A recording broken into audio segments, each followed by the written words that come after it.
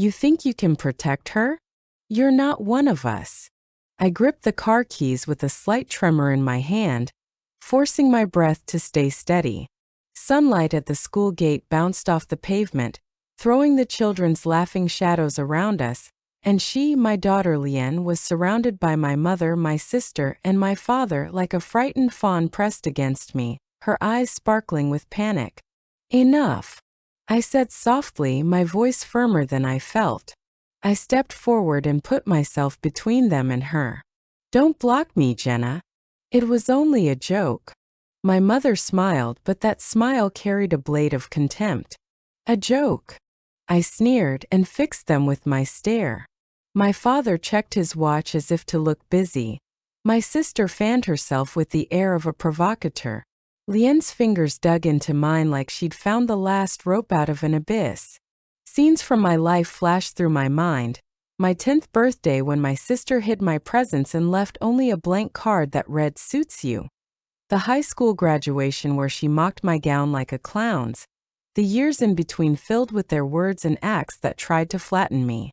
I lifted my head and felt anger surge from my chest into my temples, but I drew a breath and turned it into something colder. Calm. Anger is easy to lose control with. Calm lets you destroy quietly. Past humiliations and growth. A decade plus of life taught me one rule. You can be trampled but not broken. Every humiliation they handed me I stored in my mind. My mother always called it just joking. And my sister perfected scenes that made bystanders into accomplices. I learned to watch, to collect, to calculate, to read the rules behind the laughter and forge endurance from shame. I learned strategy from books and patience from work. In the software company, I built order with code.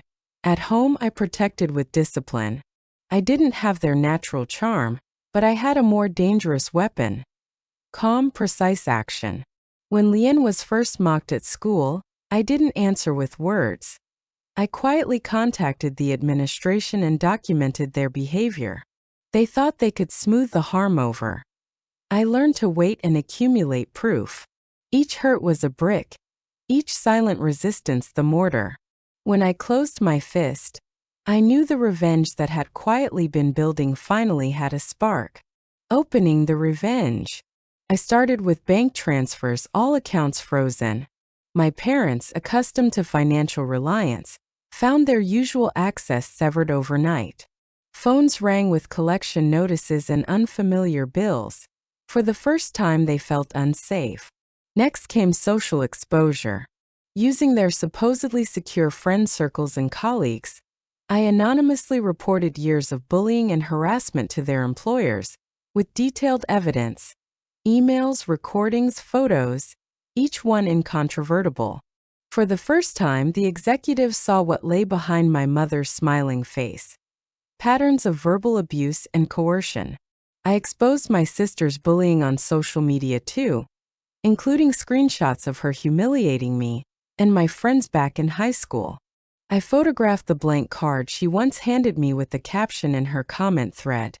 12 years later, can you still laugh? Panic hit them. My mother called, voice trembling just a little. Jenna, what are you doing? Do you know what you're doing? I know. I answered, my voice as cold as winter water. I contacted a lawyer and issued formal legal notices. Any unauthorized contact would be treated as harassment. Copies went to the school and to neighbors, ensuring Liane would no longer be intercepted at the gate or forced to face threats. Every move was deliberate and cautious, designed not to backfire on Liane or me. Each action was precise, forcing them into a situation they couldn't control. The safety they'd always taken for granted was cut with an invisible blade. Fear crept onto their faces. Calm execution and psychological pressure. In the days that followed, I stayed calm, a leopard watching and waiting. My mother no longer breezed in with just kidding lines. Her calls became crying threats and frantic accusations. They started blaming each other, and for the first time, none of them dared to confront me directly. My sister tried to fight back with the charm she always used, texting. You ruined our relationship. Are you insane? I didn't reply. Their world began to self-ignite. Messages came in at my sister's office.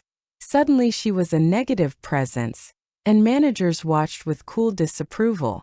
Bank collection calls multiplied. Credit cards were frozen. The people who'd always held power found even basic life becoming precarious.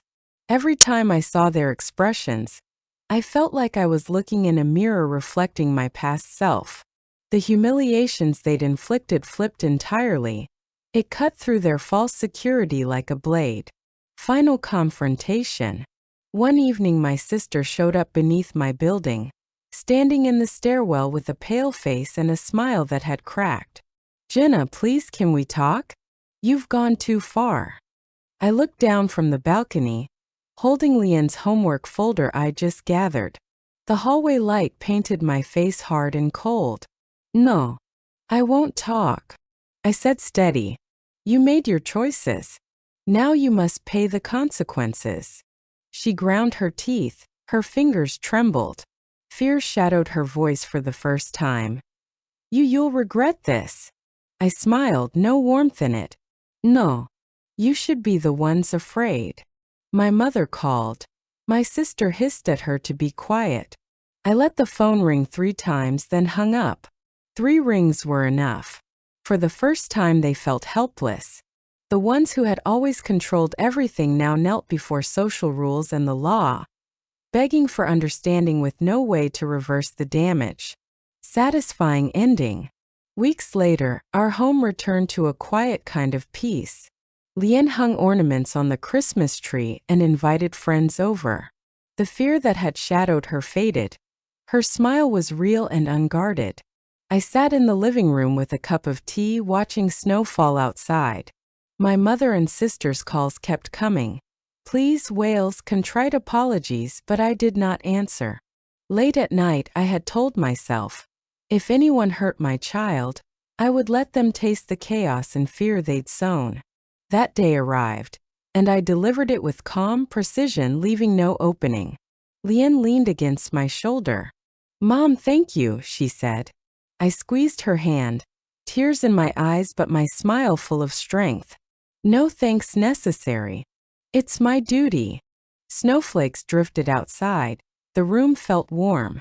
The laughter that once stung had ended for good. Their pleading would never restore the dignity they'd taken. Leanne and I, at last, were free.